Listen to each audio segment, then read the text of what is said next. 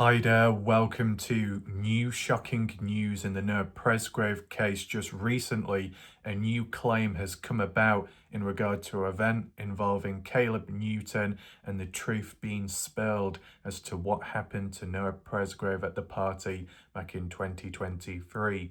Join me today as we look at the origins, the backstory, where it came from, the details behind it, and try and weigh up the claim. How much sense does it make?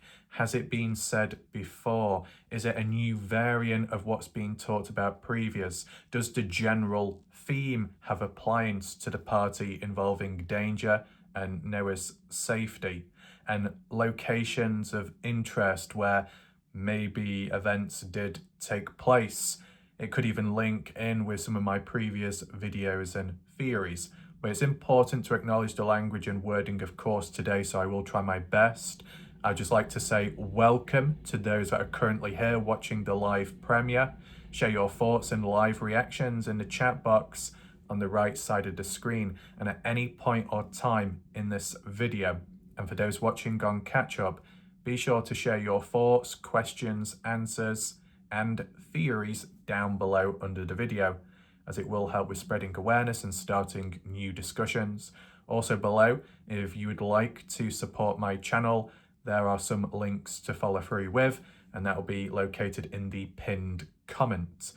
If you haven't catched up with my recent videos and you've missed out, don't worry, you'll be able to catch it all on replay. The full playlist of the Noah Presgrove case is located top right corner where the eye symbol is up there. And you click on it, you get the playlist, drop down menu of some other additional videos which I've recently uploaded, such as an outside of the box one last night, which was very deep and also meaningful in a positive way. But right now, we're looking at darkness and the possibilities involving what may have happened to Noah. Out of all people to reveal the truth, would Caleb Newton be top of the list? Would you expect someone like him to do so if he was never at the party himself? How would Caleb know what happened? Is it because his son Jack, best friend to Noah, that was at the party, may have known, been involved and shared, confided in his father? I guess we'll find out later in this video, trying to work out the possibilities and with reference to where it's come from, but supposedly it does date back as well, so we need to make that very clear. The order of how we'll do it today, we're going to jump in with the screenshots, show you the information, details and the claims, then give an analysis on the moment, and then refer back to the party imagery itself to try and depict, based on images, of what could have happened and what went so wrong for Noah to end up the way he did. Let's begin. So what you're looking at on screen is from a video of mine a few days ago on a separate topic, which I think was about Noah Presgrove, his own phone, his usage, and phone pings. It was a theory-based video, which some of you may remember. For those that haven't checked it, be sure to do so on my channel, in which when Noah walked away, did he take his phone with him? Was it left behind because of it being forgotten, not needed, or Noah couldn't find it because it was hidden? And within the live chat, some other discussions came about. For example, Julie Beck, credit to them. They have been on my channel for some time now. They're a good individual, never caused me any problems. So with what they had to say here, it caught my attention, and that's why we're taking a look at it. For most part of it, I've got it highlighted in the red boxes as for the points of interest. I'll zoom in just a little bit to make it easier for you.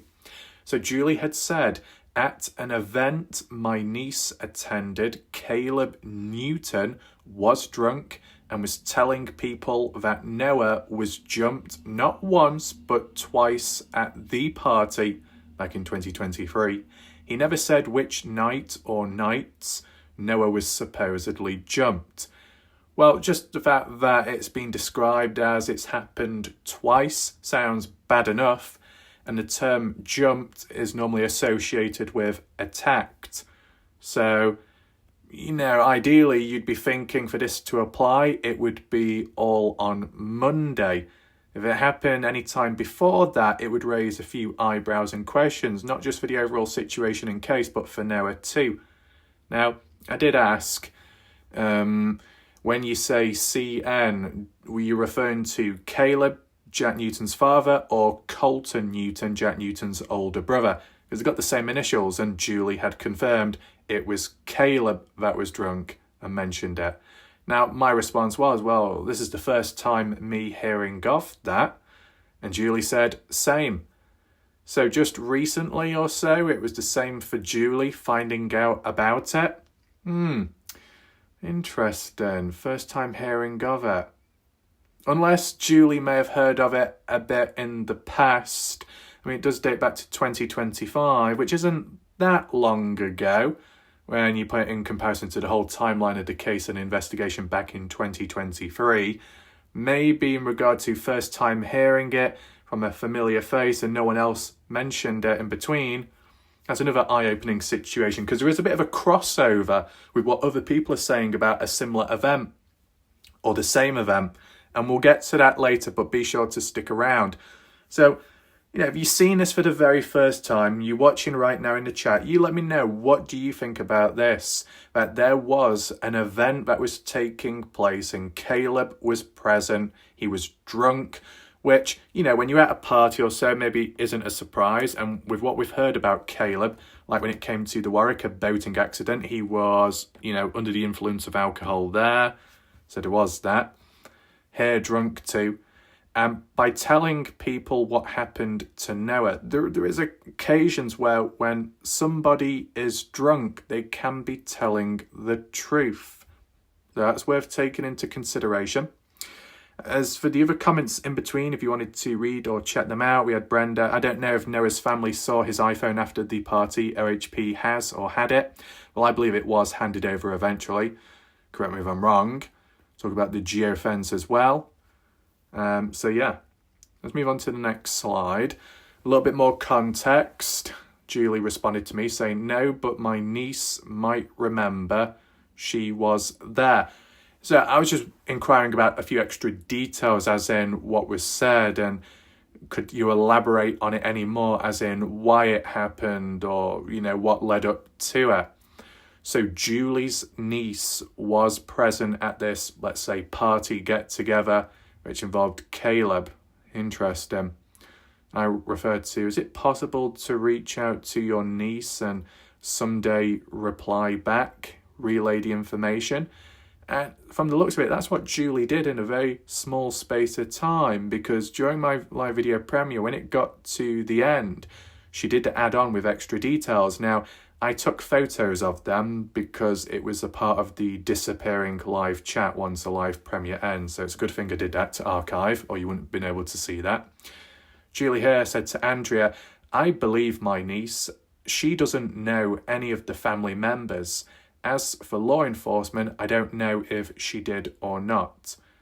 And then she said, I will reach out to her and let you know. Nana, did they mention who he was jumped by? And Julie said, no, just that he was jumped. I mean, that in its own right is bad enough if it was true. In regard to who could possibly jump Noah and why exactly, that's another big question. So, this was taken from my phone of my screen, using the phone of the monitor. And this was after my live premiere ended. So if you used to go back to my video, you would not see this part of the live chat. Just so everyone knows, once a live premiere ends, the live chat continues on for the next 5 minutes or so. But that part, the after show, will not save. The live chat replay of that moment, once it's ended, does not save. So when you next rewatch the video to look at the live chat replay, the live chat will end the moment the video does. So it cuts out all of this. That's why I had to take a photo of it as soon as possible so we didn't waste the opportunity. I'm sure Julie would have reiterated it at another point if need be. I'll read it out to you in case it's a bit blurry.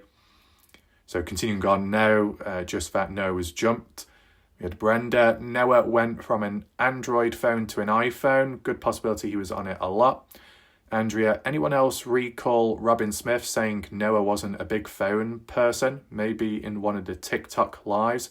Well, if that's the case, then Maybe Noah didn't use it much at the party, didn't take many snaps, photos or videos, meaning there would be less rich data and evidence on his phone. Slightly unfortunate, but it is what it is. Andrea, him not carrying his phone around whilst drunk doesn't shock me then. Okay. I mean, if you're drunk already, you may not know where to find your phone, or you may be preoccupied, head in the clouds. Another person said, Robin and other family members are the ones that have seen the evidence. What evidence then? Andrea, I don't recall that. I don't know why I'm remembering. And then Andrea says to Julie, well, if Noah was jumped any of the days prior, I wouldn't see why he'd go back to the party. That's a good point. Also, he would probably have markings on him.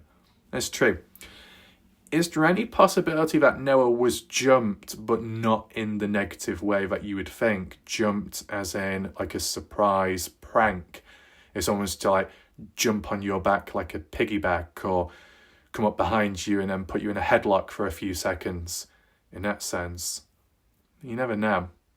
And if Caleb was referring to that, maybe recalling a funny moment, a funny memory, maybe.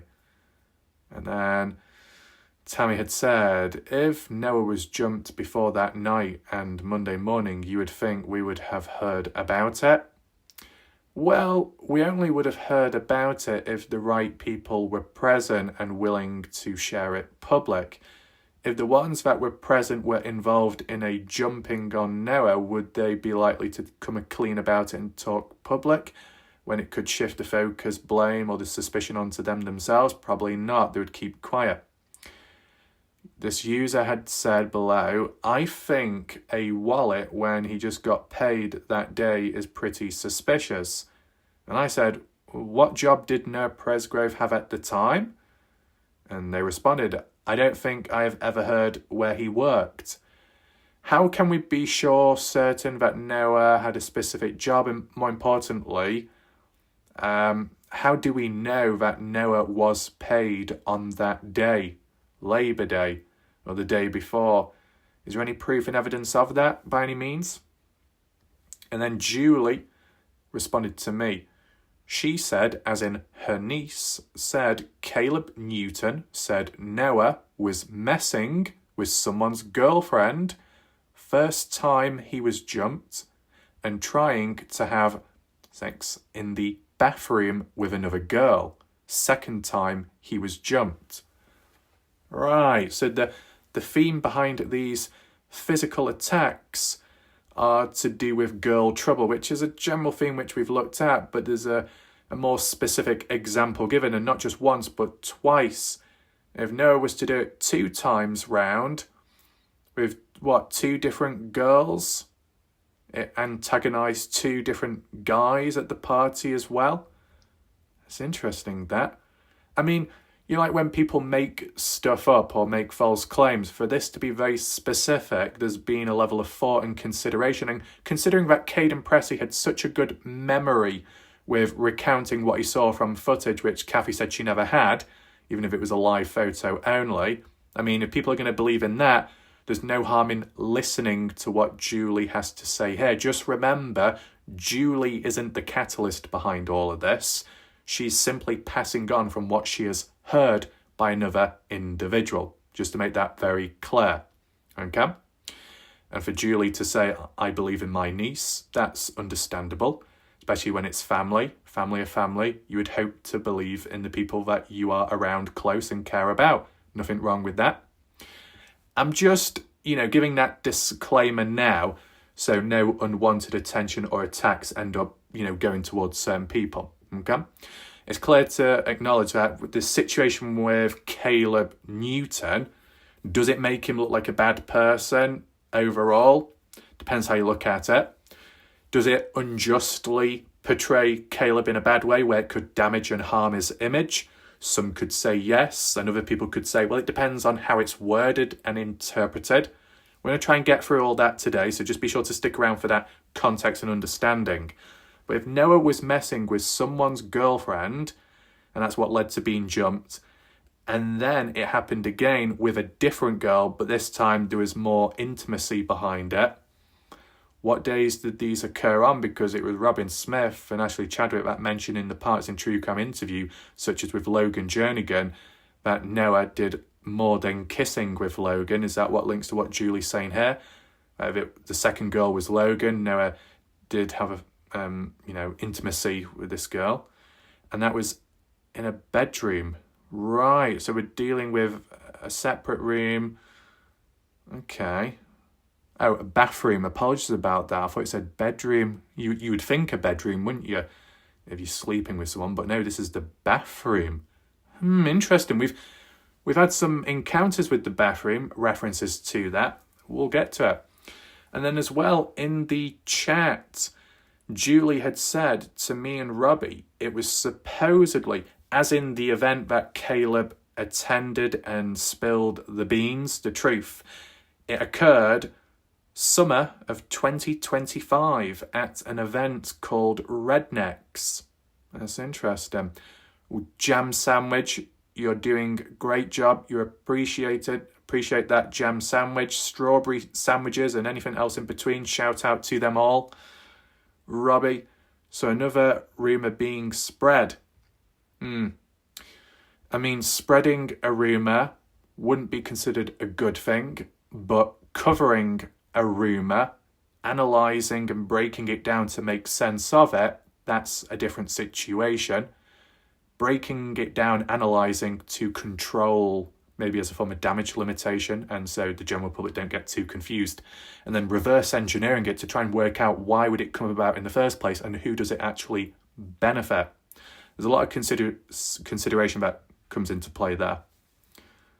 Brenda said, partygoers don't owe the public anything, and that is true.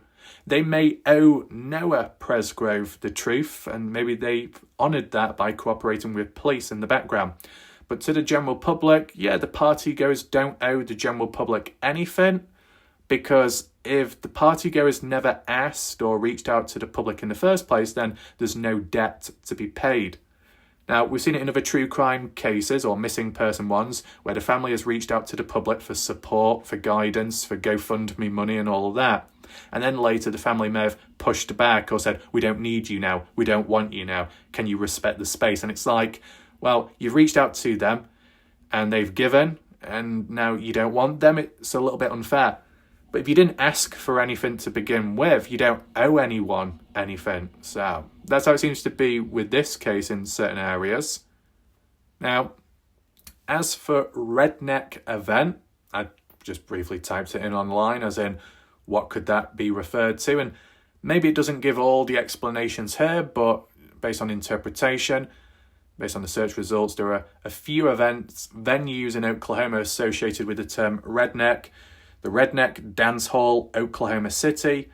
It's a popular 18 years plus dance club, as for age, and bar.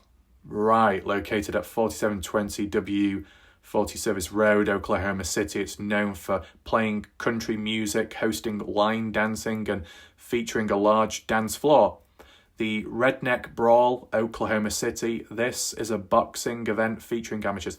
Probably not going to be that. Redneck Rave, various locations. Most often associated with larger multi-state events, a Redneck Rave with truck-related activities and concerts has appeared in regional searches. Truck-related activities. Oh my God, Andrea, Tim Daniels, going to be drag racing long trucks, man, with trailers. That's dangerous. Depends who's present, of course. We don't need any more drag racing, do we, in any car parks? But this was just an example to try and make sense. You would think it could well be either the rave or the dance hall where there's a bar present in order to get drunk. So Caleb drinking and starts telling truth and the niece is there to overhear it. Whether she overheard it or she was having a direct conversation with Caleb, that's kind of unknown of. Now, a little bit more context following on from the next video that I did. It was brought up in conversation, as in other people's points of view. So I'll just read what's here on screen. Joyce had said it wasn't leaked, it was shared and shared and shared on Facebook. Brenda, it was wrong to make Caden's Ellie interview public. So that in particular is to do with the Caden Pressey police interview. Joyce, let's also remember Caden wasn't vocal at all on social media until May of 2024. And from what I'm aware of, that mainly appears to be true. May of 2024 is when you had the autopsy report and so on coming out. And that's when Caleb did his first statement on Facebook saying, "I am the owner of the red Cherokee vehicle and I was at the party," and went into a bit of detail from his point of view. So why the delay from Caden when supposedly other partygoers were speaking out publicly earlier on? That makes you think, doesn't it? Robbie has said to Joyce, "The sad thing is Caden's own mother, Alicia, shared it and shared it." So this whole sharing and sharing isn't to do with this rumour of Caleb from the looks of it. This is just to do with the video topic of what I was looking at, as in Caden's police interview. But the conversation does start going into the situation with Caleb. I'm just following it for the backstory here at least, so you see how it transitions the conversation. Joyce has said, "I agree, Brenda, but it also gave us a better understanding of things." Yep. Robbie, "It is, however, Caden's fault, all the BS he spouted in his interview and Facebook, as in the inconsistencies, discrepancies, and when paired with the parts in true crime interviewed in the police one, is unfortunate." Brenda to Joyce, "I get that it gives the public a better understanding, but what if what he said is vital to a criminal case?" Well, if what Caden said is vital to a criminal case, and God help us, considering that what's said in the parts in true crime one, compared to the police one, compared to the odd comments online, it's all over the place. So which one are you supposed to believe? If what's said in the police one is true, does that mean all the others are false, incorrect? Was that done on purpose by Caden to cause misdirection, to confuse people and more so other partygoers, to lay low, to remain undercover, like a disguise in a way, to throw people off the scent so people don't panic or run, maybe? And Robbie, my understanding, so this is where it comes on to the situation with Caleb being drunk. My understanding is Julie said her cousin told her. Right, so crazy hearsay. Who knows if the cousin made it up or if Julie could have even. Not reliable information then. Reliability, we're only looking at it one way through text on behalf of someone else.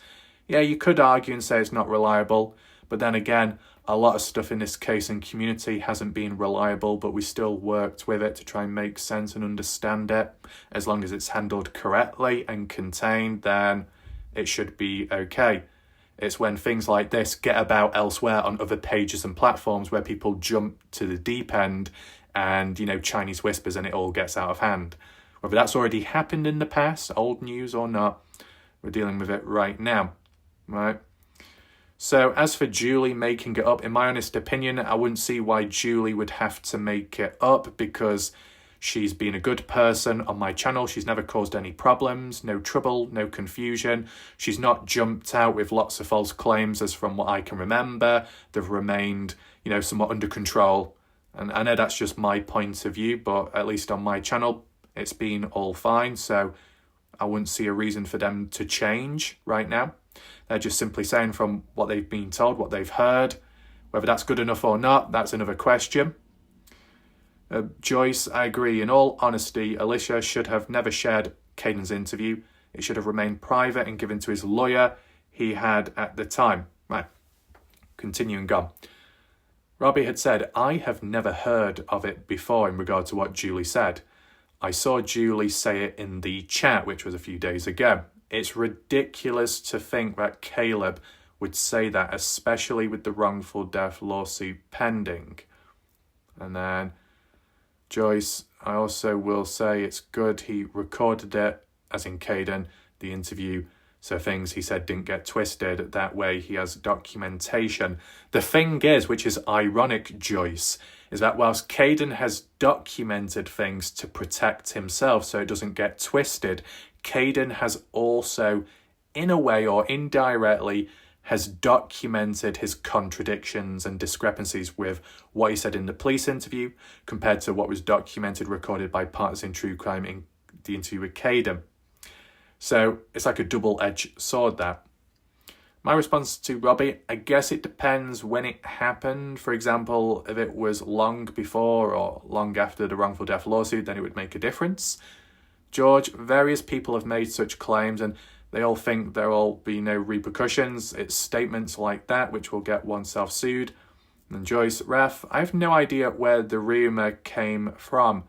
I guess this is in regard to like Julie's comment. I just remember it from the Army page in the beginning. So whilst Robbie Taylor says I've never heard of it until just recent when Julie mentioned it, Joyce is implying that it was said in the past on the Army page, and that was towards the beginning of the case. So that's quite eye-opening.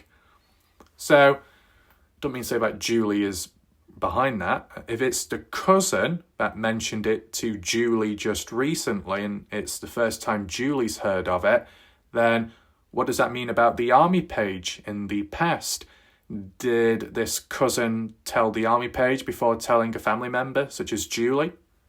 Interesting times. And then George had said Caleb's going to make bank big time. One thing to acknowledge, what we've got highlighted there, is June 2023, 2025, as of summertime onwards. And with summertime being about in 2025 with that date given, this is in regard to the estate of Noah Nichols as for the wrongful death petition involving Avery, Carter, Jack, and more specifically, Caleb Newton. So at this time, when Stephen County, Oklahoma, the court clerk, and this was, do you call it filed? Yes, filed on June 23rd, 2025, summertime, this would cross over and conflict. So if we go back to where it was mentioned here, it was supposedly said summertime of 2025. Doesn't say the exact month, doesn't give the exact day, but it's around the season of at least the wrongful death lawsuit. So we put that into consideration of, and like with what Robbie said, would that be likely to happen? Would Caleb say something so reckless and silly like that when there's a wrongful death petition out and Caleb is one of the defendants on the list? When having a little look online, it was June 20th, 2025, the beginning of summer. And it's June 23rd that wrongful death lawsuit was filed. So you've only got 3 days, as in of summer, before the wrongful death lawsuit became well known and was reached out to these defendants. But, you know, as of on the 23rd, how long did it take from that day for it to reach the different defendants, as in that they've been called, they're now associated with this situation, this problem? Because if it's on the same day or just a few days after, this party, this get-together, this situation with Caleb getting drunk, you know, for it to happen, for Caleb to say what he said without any consequences and without any fear or worry of, got to be careful what I say because I'm on a wrongful death lawsuit petition. If it was all before that, it would be within a 3-day period at the start of summer on June 20th before June 23rd. And what's the likely chances of a redneck event occurring in between that small time frame period? If it happened any further past that point, is it less likely that Caleb was drunk and revealed it that Noah was jumped at the party? I mean, out of all things you could talk about, why would Caleb even bring it up at a different event? What brought it to his mind exactly? You know, first of all, you got to figure out what's the likelihood and chances. The chances of it being true would be higher if it's before the wrongful death lawsuit petition, but the time frame window for that to take place and be valid in summer is a 2 to 3 day period, which seems very small and not likely. But if it's in that period, it's more likely that Caleb did say it under those conditions. If it's past that point, later in summer, months into the summer, and this party's taking place, it seems less likely that Caleb would say something like that out loud and in public. The next thing you have to transition on to is what's the likelihood and chances of Noah Presgrove being brought up into the conversation? whilst Caleb is present and Julie Beck's niece is present, Julie Beck's niece doesn't know of these partygoers and likely doesn't know of the partygoer parents. So beside the niece, beside Caleb, who else was present at this party? I say party, like with drinking and stuff. Was Jack Newton there, Caleb's son? Were any of the former partygoers present? Was Stevie Howard there? Was BBC? Might as well just throw it out there for questions, and if anyone has clear answers, be sure to leave it in the live chat or the comment section down below. The more familiar faces and the more references and links to a former party which had taken place, the higher the chances of it coming up in conversation. When you've got familiar faces and names, you may be able to associate it more with a previous time or event. If more familiar people are present, you might be more likely to point the odd thing out, which is we're missing the presence of a certain someone that should be here but is no longer present, and that's unfortunately Noah Presgrove, and then going into a talk about that. But would it be said with a moving, sentimental tone? Well, if drunk, maybe not. What would, beside the reasoning behind bringing Noah's name up in the first place under those circumstances and conditions, what would the delivery line be like? Well, if you're drunk, you could be quite loud. I mean, not always. Sometimes when people are drunk, they can get sad or upset and start crying, depending on the situation. But in my opinion, I think alcohol can transform people, normally for the worst. Sometimes it can make others a little bit more emotional and maybe in some ways vulnerable. If it kind of softened them in a way. It has been said that when people are drunk, sometimes they can be more likely to tell the truth compared to when they're sober. And I would understand that because you got to think of the self-defense mechanisms, right? In general, in life, a person can be conditioned in different ways, but their mind, the way it's set, and how they perceive the world, how they've adapted and grown in this world and the life experiences they have, good or bad, can shape their perception, how they react and respond. And depending on what's gone on, they may have built up a wall of information, hiding the information behind it, hiding emotions and feelings behind it. And whenever that wall is lowered, their true self is revealed, or what they know of or have been keeping a secret for a long time. They may keep it secret from others because they don't want to upset, worry anyone. They may do it to simply protect themselves. Under the circumstances of a case where you could be involved or you know of something or someone tied to the death, like with Noah Presgrove, you might keep it sealed because you don't want to be outed, you don't want to get in trouble, or you don't want someone else that you care about to get in trouble, like a father protecting his son, that type of condition. Not guaranteed as a fact, but as a possibility.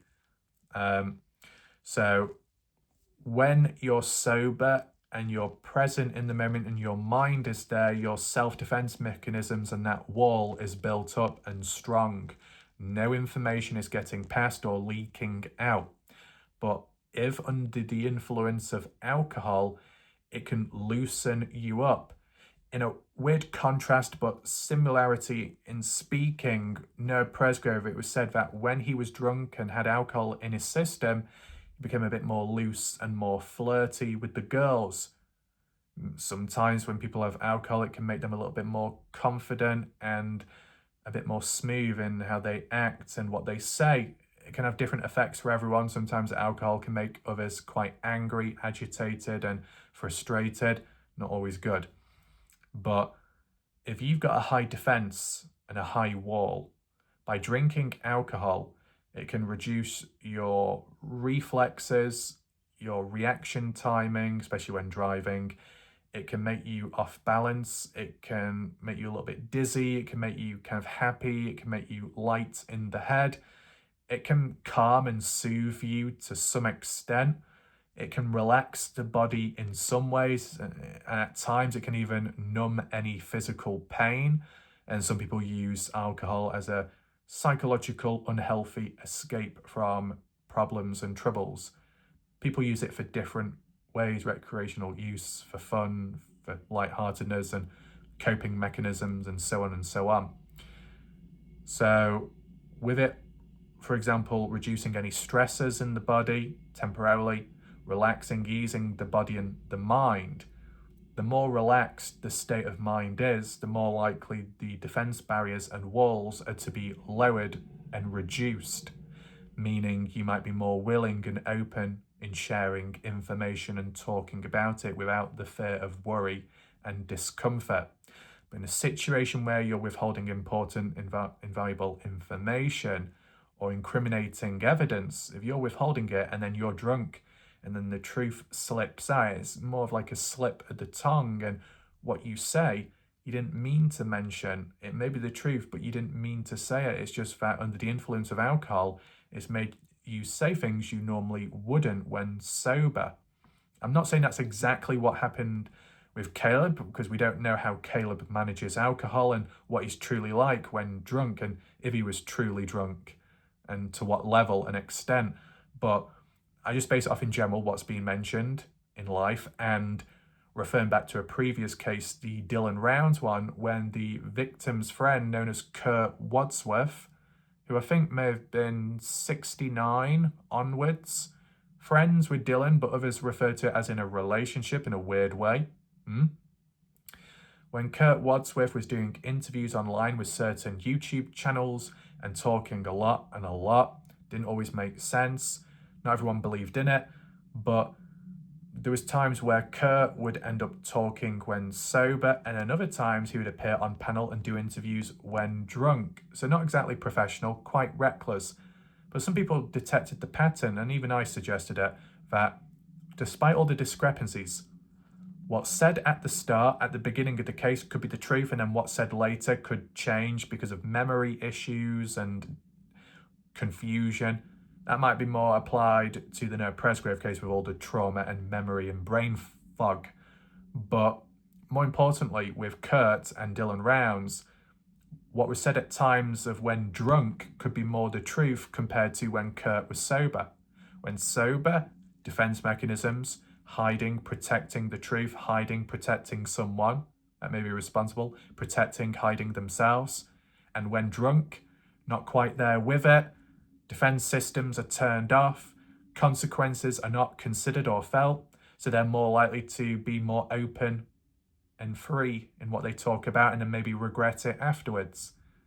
Did that happen with Caleb in any shape or format? Would Caleb regret saying it after? As I said, even if any of that was true, just because Noah was jumped, it depends on the context and how it's said. Was Caleb saying it in a funny way, as in recalling a funny memory at the party, as in what happened? But is jumping anything to be laughing about, considering what happened to Noah eventually, and those gruesome injuries sustained? It depends, doesn't it? In general, being jumped can be associated with a physical attack, assault. Not good whatsoever. Among strangers, burglary, robbery, on the spot, theft, just a fight outright, an ambush with familiar names and faces. You know, being jumped is normally associated with you're not expecting it. And if there was a lack of defensive injuries on Noah, that could be because he was jumped. He didn't have time to defend himself. It also does come down to the environment that he was in. What location was he in when getting jumped on the two different occasions, and how spread apart were they? We do need to go further into that, and I've got some photos just to comment on to get a bit more of an idea about it. Now, if Caleb was saying it in a funny way, it could have been a funny moment at the party. What we've also got to consider is when Noah Presgrove was fish hooked by Mikey Lair. At one point, when it was described as fish hooked, people interpreted that as really dark and sinister. Like it was really brutal and nasty and bad. But the supposed reality is it happened inside of the party house and other people were present as witnesses, and it didn't lead to death. It was just a response, or an impulsive response by Mikey, taking it out on Noah because felt that Noah had hidden or covered the phone of Mikey's, and it turned out it was Caden. Mistaken identity. Did Mikey apologise? Who knows? But on that occasion when Noah was fish hooked, Noah did respond back by biting Mikey's finger, which indirectly is kind of like a defensive injury in a way, defending oneself, or a reactionary defensive response. It might have been play fighting or messing about, but it still happened. You can let me know if you agree with that or not. Fish hooked does sound quite abrupt. It sounds a little bit negative in a way. It involves the finger in the mouth and pulling, like if you was fishing for fish. Would it have hurt? Depends on how hard it was and if the person had long, sharp nails or not. In some ways, it might have hurt more Noah biting Mikey's finger than the other way around. But nevertheless, it was taken out on Noah. Noah was on the receiving end of something that he didn't do.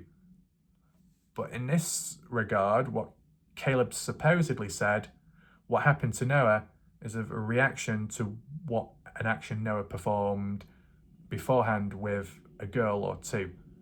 And I'm guessing being jumped is by the boyfriends. I have a couple of images here I wanted to use to set the scene of the theme of girl trouble, because that has been talked about in the early days, and the references were with Jack Newton, Noah Presgrove, jealousy, heard it from different points of views, like with Colton Newton, the brother, being told off by Jack for simply talking with Carter, Jack's girlfriend at the time of the party, and then Caden Pressey's point of view of overhearing Noah yelling at Jack because Jack was flirting with Noah's girlfriend who wasn't even at the party at the time.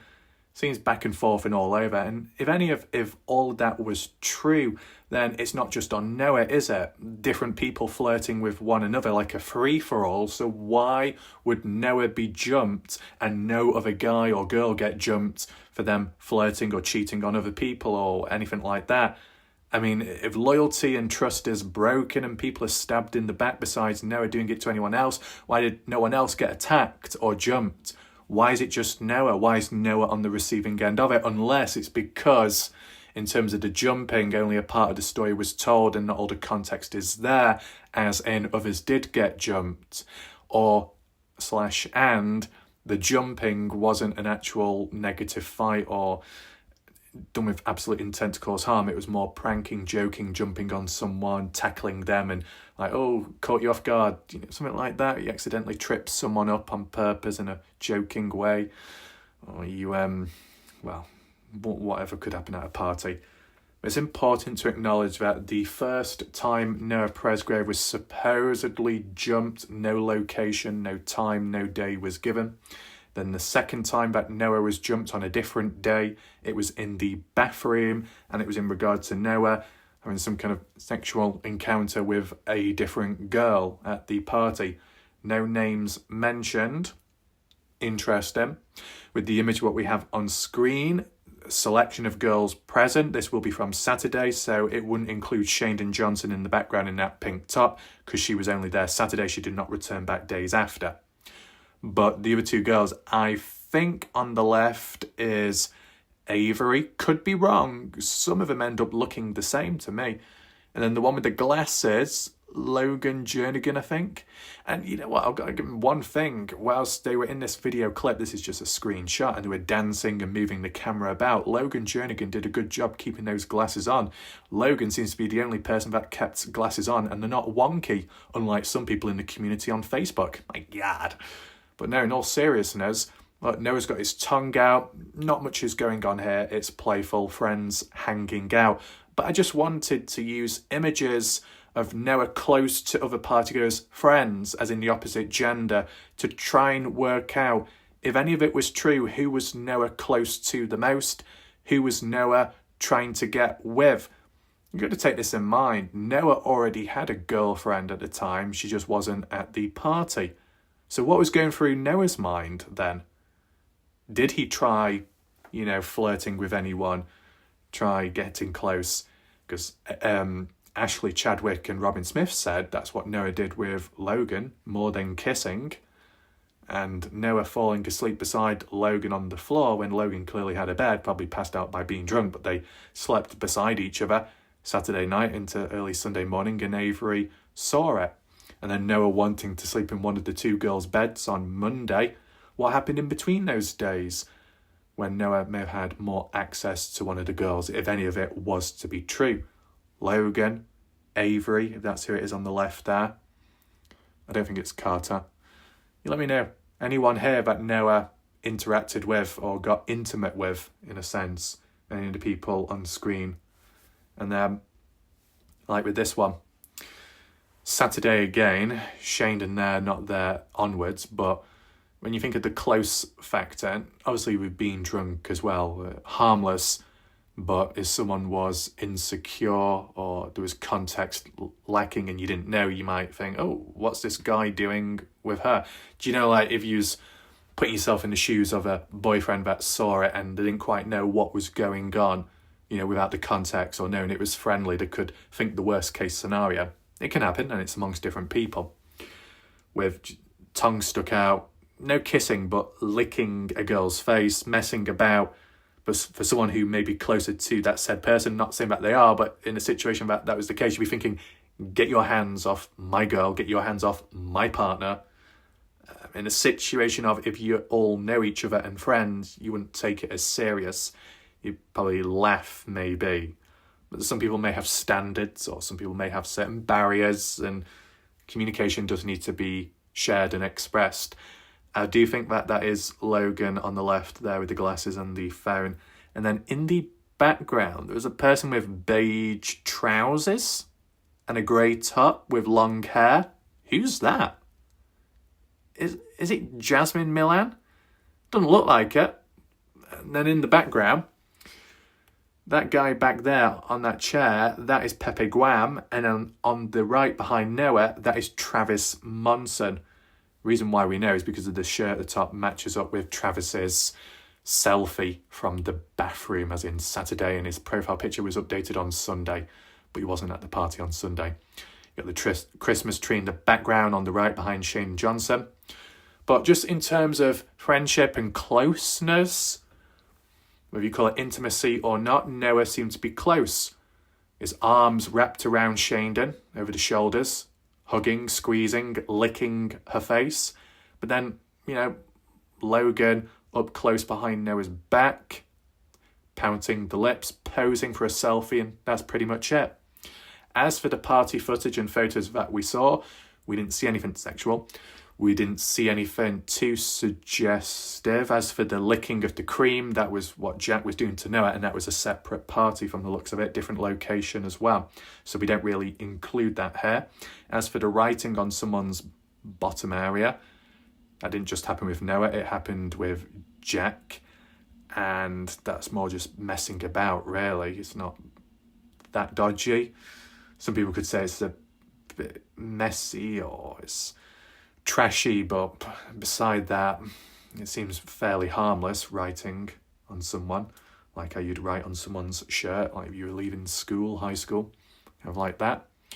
But I'm just using the images that we have when narrating over this, where there's examples of Noah close to the girls.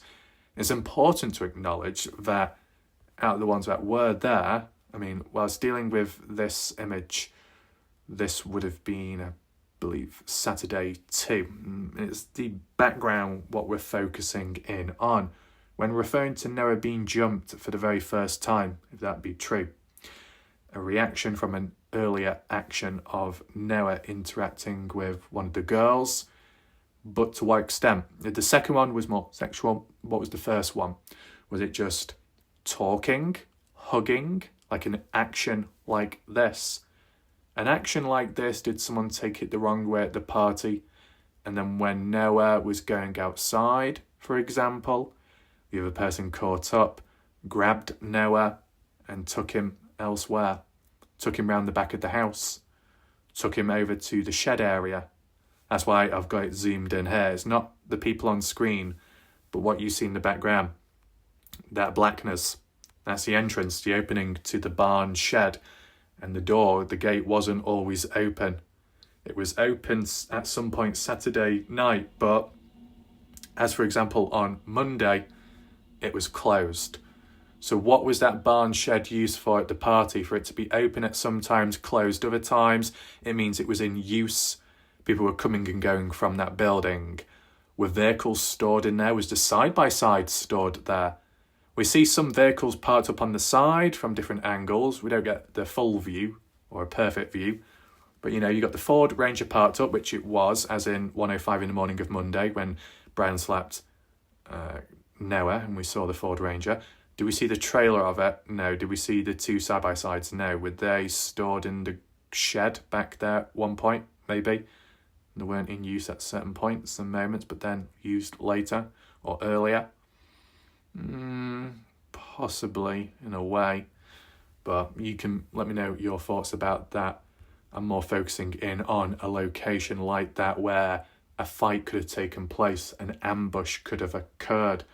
But anything of that sort and nature, if it's negative, if there is actual physicality, and the person's getting their revenge on Noah, as in, how dare you talk or chat up or touch, hold, hug my girlfriend? How dare you do that? It's like a warning to Noah. Rough him up a little bit. If anything of that nature happened, you wouldn't expect Noah to return back to that party. Would you expect Noah to report it to police? I don't know. I'm not too sure. Depends who it was that did it to Noah. Familiar face, friend, stranger, unfamiliar individual, but friends with other partygoers. The girl that Noah may have been around, was he friends with her, as in the past? I mean, when it comes to Jasmine Millan, at one point Noah was close to Jasmine and even kissed her, and it was even recorded, and Renee Millan uploaded it, the mother, to a TikTok page, and it was edited by Jasmine's sister Jade, I think, who didn't attend the party. Stephanie Millan was also at the party. Stephanie had a boyfriend that was there. Don't know too much about that boyfriend.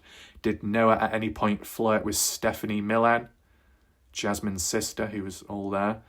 And then the boyfriend of Stephanie came up to Noah, took him outside, or Noah was leaving anyway to get some fresh air and followed him and grabbed him, threw him to the ground, ambush, or Noah didn't have time to defend himself. But once again, sounds quite violent, sounds quite negative. You'd think it would put Noah off.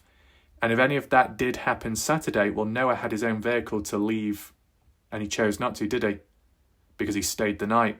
He woke up Sunday, present at the party.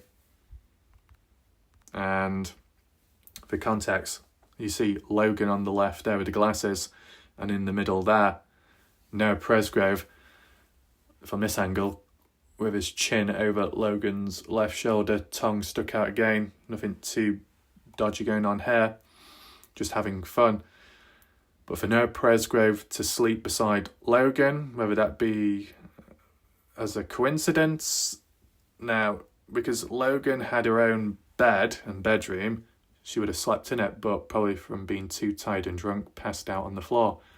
But because Noah Presgrove was beside Logan, if Logan and Noah hadn't passed out, would Noah have followed her to that bedroom and more could have happened? It does make you wonder. But nevertheless, if anything did happen Saturday earlier on, if it really did happen, would Noah have stayed the night there and with Logan and just continued on Sunday, breakfast, hanging out with them, having fun like nothing happened? No, you might think Noah would have had enough and walked away or left in his vehicle when he had the chance to. Or that Noah just walked away to cool off. I mean, do we know or heard much of Noah being attacked or jumped other times, and how would he normally react? If it's true that Mikey did fish hook Noah and Noah responded back by biting on Mikey's finger, was it the end of the world? Not from the looks of it. Was it short-lived? Yes. Was it an ambush, as in Mikey stood behind Noah unexpectedly and put the finger in Noah's mouth? It could come across that way to be fish hooked. It's kind of ambushed. So what's his pattern and theme? That no one can face Noah Presgrove face to face because they're too scared of Noah because of his wrestling ability. So if people want to take it out on Noah or attack him, they've got to get an upper hand by doing a cheap shot, an ambush, a jump. You get what I'm saying?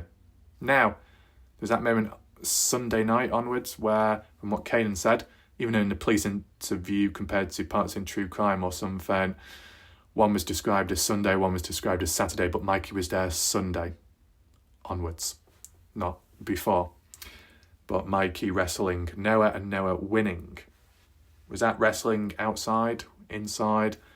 Did it get rough? Was there any jumping there? Out of context, worth taking into mind.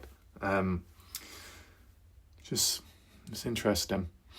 I just think that if anything like bad happened, as in jumped in a negative context and form of physicality and roughening up, revenge, a warning shot, I don't think Noah would stick around for it, and you wouldn't expect him to return back either.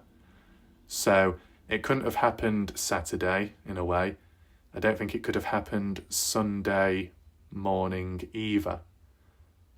So when Noah left for other reasons and was called back by Jack to return back to the party Sunday afternoon, evening time, that's what Noah did. And maybe Sunday, that's when something happened to Noah. Got to take in mind, Noah didn't have his vehicle with him Sunday onwards. If anything did happen to Noah, such as outside, near the shed, where would Noah run to? He said he wanted a ride home. Did he want a ride home because he's already been jumped by someone? Did he ask Brylan Sweat, do you have my back? Because Noah felt he was in danger because he's already been jumped by one person. He may be jumped again. But this is the thing, if this is over the course of days, if Noah was jumped or was partially warned in some sense, and Noah had no way of escaping because he didn't have his vehicle with him and no one would give him a ride back, so Noah had to lay low at the party and just survive the night, why would Noah then think, oh, here's a good idea, let's now sleep with another girl? Yeah, because that's definitely going to protect you. Now it's going to put more eyes and attention on you and make you even more of a target than what you were before. You know? Not saying that Noah had done anything, but if he had done something wrong and was caught out and someone warned him or punished him in some way, may have got off lucky as it wasn't that bad, but if it was to be done, repeated again with the same person or another, is it a smart decision? No, you just wouldn't do it. You'd be on better behaviour, or you'd be quieter, you'd lay low for the sake of protecting yourself and anyone else about. We'd have to take in mind though, when it came to Noah and Jack, a situation there, you know, Noah on the left, Jack in the background, Jasmine in between, Carter, Jack's girlfriend, on the right, and then someone else off camera there. Kitchen area from the looks of it. Noah is performing a suggestive symbol with his fingers and tongue. That could be just messing about, but based on interpretation and symbolisms online, that would be defined as licking the pussycat. That's pretty much it. You know, the V shape, what it resembles, and then the usage of a tongue, oral activity. Is it directed at anyone? Well, that just messing about. Wouldn't say it's that deep. But if there was any intimacy or sexual tension or chemistry building, and with the ages that they are and the presence of alcohol, one thing could lead to another. And, you know, when drunk, what previously happened with the consequences faced. When you're drunk, you may not consider the consequences of further actions. You know, learning from your lesson, not repeating it again. You've already got in trouble, you already got hurt, you've already got jumped. Do you want to risk that again? Or maybe when you're drunk, it's like, oh, we're not thinking of that. We're living in the moment. And then later, you regret it. Maybe that could explain how it happened a second time round. But now we're doing it to different people, different girls, and then the different boyfriends retaliating. I mean, how many girls at the party, like let's say Sunday onwards, were associated with boyfriends and present too? So Carter with Jack at the party, that's a pair. Stephanie Milan, boyfriend, that's another pair. It's two lots of pairs. Who else? What other people were there? Logan Jernigan at that time wasn't with JJ Bumpaz. JJ Bumpaz met Logan onwards after the party. I think it was like November, December 2023. Correct me if I'm wrong.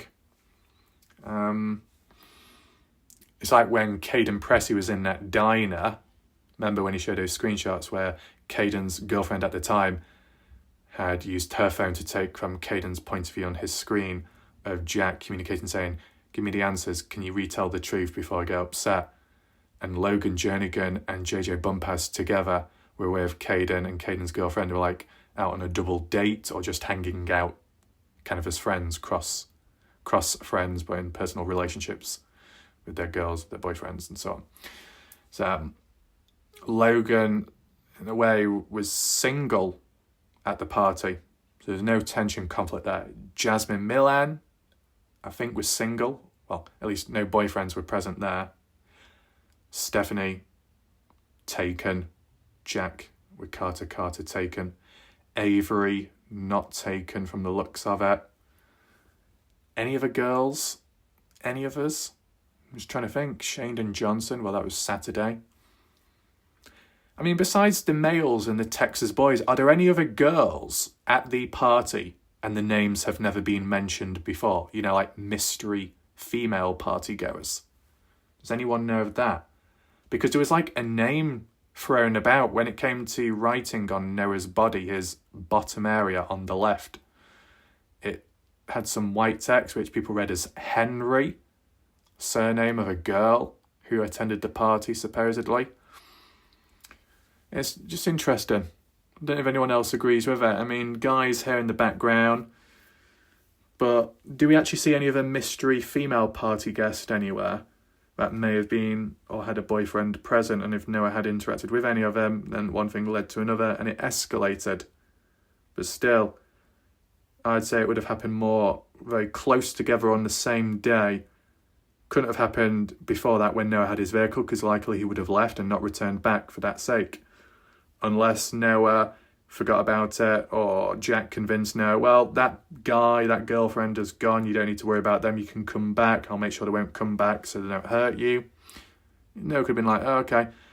But then had sexual presence with another girl instead, and another guy was there. But who else would it be? That's why I'm just thinking that if any of it was true, it would have to be with Stephanie Milan, because the boyfriend would have been there, and if finding out about it or seeing it firsthand could have taken it out on Noah. That's all I can think of. I'm not saying it's the truth, but basing it off this rumour and who it could apply to and who Noah was around, that's what I would think. Bathroom area is where Noah was jumped, but I think within the same sentence as in where he was doing it with a girl in the bathroom. I mean, out of everywhere you could do it in a bathroom, I mean, maybe the reason as to why is because either the bedrooms were taken up, occupied, or maybe it's because they didn't have access to a bedroom because whoever Noah was doing it with, maybe that girl wasn't living at the house, so that would rule out Carter, Avery, and Logan.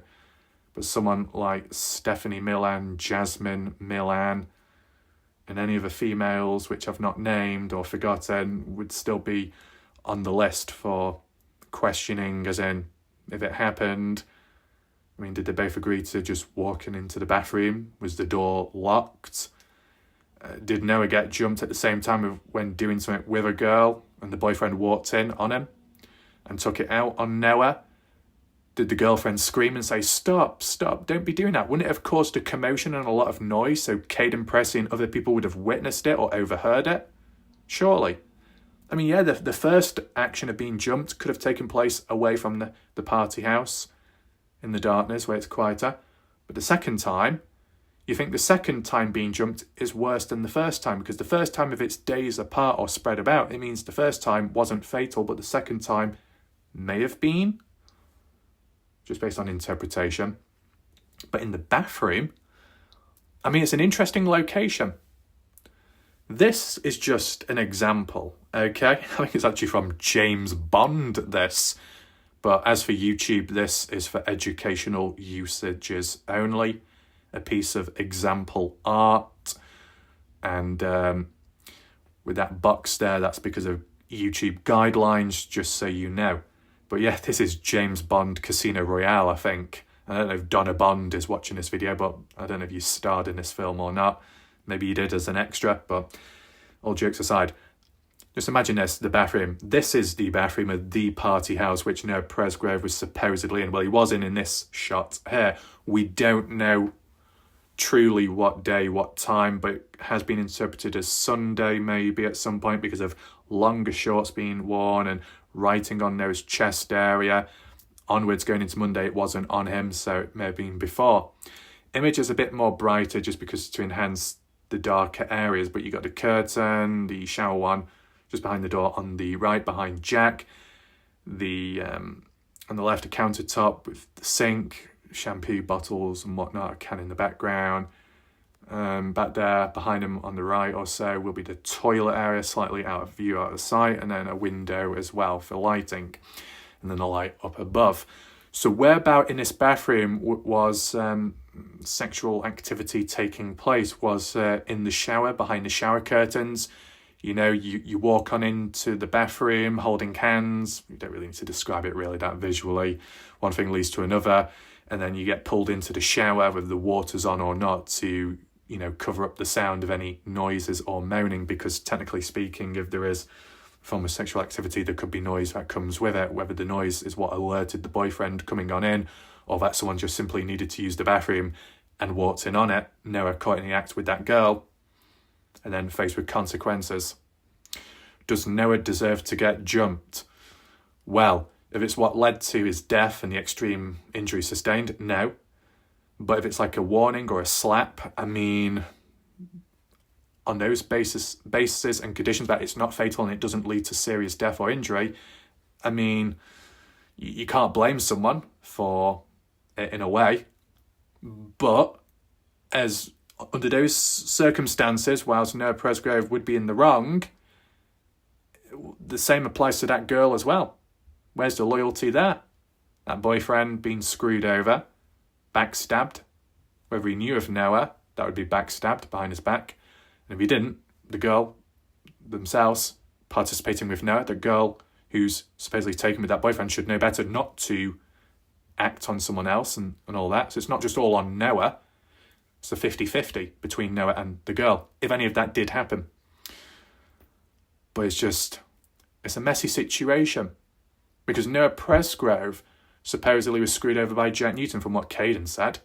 I believe George Choden online had said in the live chat that never happened under that circumstance. The original story told by Jack Newton was it was a 50-50 split, the argument between Noah and Jack, and they both apologised afterwards. And it may have been along the lines of girl trouble. George Choden, I think, added in saying it was more so because Jack was spending more time with Carter. As you like to see there, Jack with his arms around Carter, and Noah Presgrove, best friend to Jack, felt left out, so it led to an argument there. But, you know, from Caden's point of view, the story drastically different for the arguments, and Noah's starting getting it not being 50-50, because Jack flirting with Noah's girlfriend, who wasn't even at the party, behind the back. Don't know how long it went on for, don't know how it started, and when or how Noah found out about it, but that's what was said. If any of that was true, then Noah should know what it's like to be stabbed in the back, and know what it's like, you know, for someone to cheat on the other person and so. And if Jack was flirting with Noah's girlfriend, what was Noah's girlfriend doing? Flirting back? Because if so, then there's a bit of a 50-50 responsibility there. He should know better. We don't know the context there. But under certain context and understanding, Noah should know better and to not lower himself to that same level as others and then do it with someone else. I said, you know, we're basing this off a claim, a theory, whatever you want to call it, but, you know, the conditions and the theme in general, which can have real application in life in this world, it still needs to be handled in a serious way. Because alcohol, girl trouble, cheating, tension, side effects from alcohol, seems like a recipe for disaster in a way. The bathroom area, round the side near the toilet, on the toilet, sat on the toilet, in the bathroom, thrown onto the countertop. You could think all kinds of things, right? But then if a fight did break out, being jumped from behind, someone walks on in, grabs Noah around, throws him about, pushes him about, slap around. How bad was it? How physical? Because I'm sure if a person saw that the girlfriend was cheating on someone, they wouldn't be happy with the girlfriend, but they wouldn't also be happy with the guy. Especially with someone that they know, that would add further tension to the mix. Do we have any other? No, we don't. So I want to know your thoughts on this situation. The conditions were true. Do you think that it did lead to Noah's death or not? From my point of view, if Noah was only jumped one time, that would make more sense. The more times it happens, the more unlikely or the harder it is to believe that it was true, because would Noah stand for that? Even if Noah was in the wrong for possibly flirting with another girl or two, would he stand for being beaten up, attacked in some way, and just allowing it? Unless Noah felt, you know what, my bad, I'm to blame, I upset. But then would Noah repeat it again? Just seems weird. So if it only happened one time, would one time be enough for it to be fatal? Well, due to the injuries that Noah sustained, could all that take place inside of a party house without anyone else knowing? Wouldn't there be a loud noise, a bang sound here and there for such injuries to be done to Noah? And then how would Noah be transported out without anyone seeing or wondering anything strange? The only exception would be if it did happen in the bathroom. It's the perfect ideal place due to trying to clean up, if you want to put it that way at least. But we've also got to take in mind, if this was fatal, it's not a guarantee. If any of these events were true, that being jumped, that's what happened to Noah, you still got the layers of, was it a serious jumping? Was it a light-hearted one? Was it a simple warning? Was it taken out of context? If it was serious, though, and it was fatal, it would have to be after the side-by-side rollover from the looks of it, because from what's been said and the timestamp which Caden gave and Noah, the after effects of the rollover, 2:40 onwards at least, maybe 3 a.m. onwards, the girls Jasmine and Carter escorting Noah to the bathroom when being washed. Michael Facecast, from what he saw, what he was told, with a blurry pixelated photo showing Noah unconscious flat in the bathtub, and then others saying Noah was stood up but leaning forward slightly. Which one's true? Different points of views, different moments where Noah was stood up then wasn't anymore. During this shower, is that when flirting took place? But then Carter said one of Noah's best buddies jumped on into the shower, and they were jumping, laughing, having a great time, and it was being recorded. Or the bit before it was being recorded before the guy came on in. So at what point did it really happen? Because after the shower, Noah jumped about teabagging people supposedly, and then being fed by Carter, ramen noodles, yogurt, and then the bedroom debacle, wanting to sleep in one of the two girls' beds, Logan or Avery, and being rejected both ways. At what point would Noah have been in the bathroom with another girl and then jumped afterwards in the same area? If the actual sexual interaction took place elsewhere, but the follow-up to it, the receipt, physically occurred in the bathroom, at what point did Noah go in there? And even if we're linking it to the fatal outcome for Noah, it would have to be after the side-by-side rollover and likely after the initial shower that Noah had. Why would he go back to the bathroom? Brush his teeth, wash his mouth out, splash a bit of water on his face, to simply go to the toilet? I mean, I don't know. I'm no expert. Didn't they say due to the autopsy there was no indication of ramen noodles or yogurt in his system? I'm no expert. Is it possible due to what a person was eating at the party, the humidity and the alcohol consumption led to a bad stomach? So Noah had to go to the bathroom at some point to expel, and it led to a fast digestion, or it just went right through him. So what was in came out the other end. So it wasn't detected in the autopsy because it was no longer in his system. I'm no expert with health and digestion. So it's just an idea. And if it happened around that point, as Noah went away to the bathroom, did someone follow him in and then jump him? Maybe.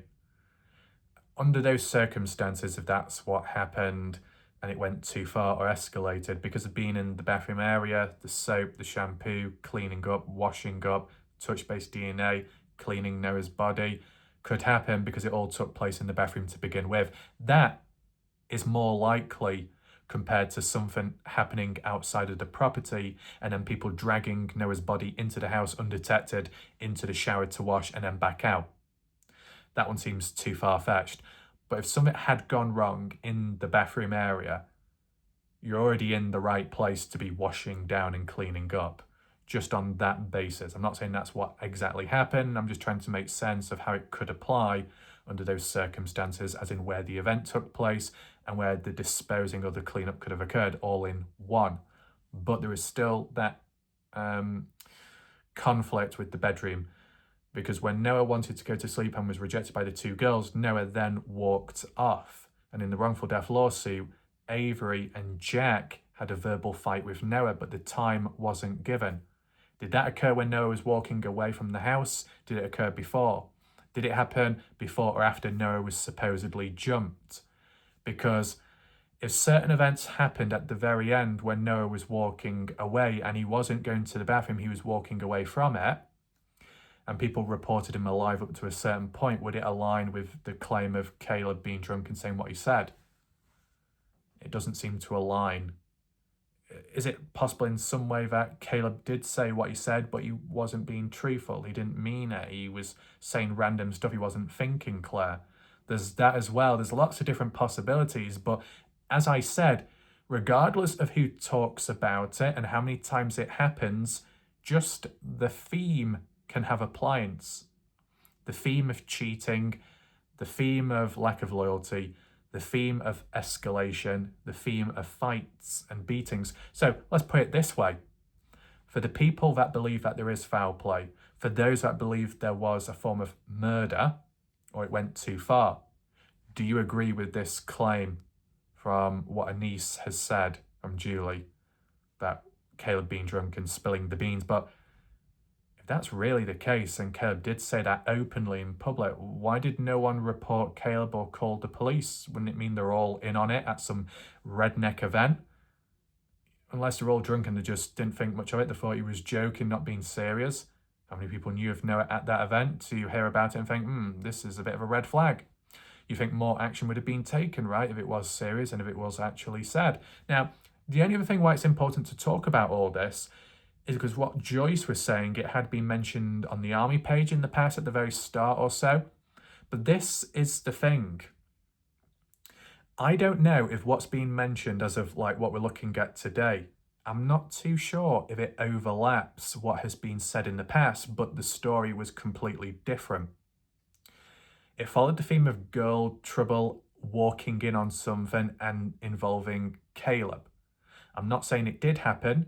I'm just reflecting back on what other people said at one point. I'm trying to figure out, is there an overlap, a crossover with the same events talked about but described in different ways? Because if it's the same event or involving the same people but described completely differently, then there isn't that consistency and it seems like it is more likely made up. When you want to believe in something, you look for consistency and for the truth, and it might not be here. So I do remember in the past, and you let me know if you remember, there was those claims and rumours stating that Caleb was at the party, and Caleb, I'm going to say was, I'm not saying it, okay, I'm just relaying how it was worded by other people in the past. I'm saying that to protect myself. So anyone watching right now, be sure to clip the videos with the context, okay? Robbie Taylor, make sure to get the context, okay? I'm being very clear here. But in the past, on other pages on Facebook, people were saying or claiming that Caleb Newton was at the party, which Noah attended, and Caleb was engaging with the odd girl there, whether they be underage or not, when it comes to sexual intimacy. And Noah Presgrove walked in on it, and he was either going to tell the truth about it to someone or he was going to take some action. And he was silenced in the process. And Caleb could have played a role in that. So the theme of girl trouble, the theme of a sexual encounter, and the theme of retaliation or a form of consequence from it kind of crosses over to what we've looked at today, but as in the different roles, completely different, and the severity of it completely different as well, and the location of it different. I'm just thinking, what was said back then, is it how it's been described now, but the events, some of the features have been changed or altered? Why though? Because the last one was disproven and not right. So they thought, let's change it up now. This isn't a criticism of Julie. If it's what someone else has said who's passed it on to Julie and it's Julie's first time hearing it, then what can you say? But this cousin that had talked about it and experienced it, does it link to the past? It could even possibly be that these are two separate rumours, claims, two separate events which aren't of the same nature. It's just that, like how Robbie said, first time I'm hearing this. Julie said, first time I'm hearing this. First time I'm hearing it, as in Noah being with a girl or two and then being jumped. Never heard that before. But I've heard those rumours and claims of Caleb at the party and Noah walking in on something he wasn't supposed to see.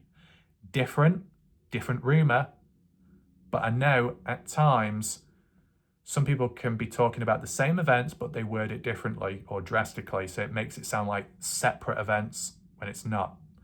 I'm just considering that for that full perspective, that's all. But you can let me know your thoughts down below as to whether you think it's true, it happened, and if any of it was true, do you think the theme of Noah being jumped is what ultimately led to his death, or is it just a separate thing along the many lines of events that took place at the party, which was either innocent, harmless, or a little bit tense but didn't escalate past that point? You could also throw in the final possibility of being jumped once or twice may have been a warning. It wasn't the be-all and the end-all, but the people that did the jumping could have also been the ones that finished Noah off afterwards for other reasons, or it boiled over in some way. But who would they be, their identities, and who were the girls which Noah interacted with? That's a mystery as well, grey areas. So we'll leave this time for people to think, share their thoughts, theories, comments below under the video, because it does help with spreading awareness for the case and the reach as well. If you'd like to hit the thumbs up, the like button, to share the video as well to others, that'll be much appreciated. And if you're on mobile, tablet device, below in the comments, swiping across, if you hit the star hype button, it'll push the video out there for further awareness. We'll leave it there for now. I hope you enjoyed the video. My name's Warlike Raf. Thanks for watching. Goodbye and good night for now.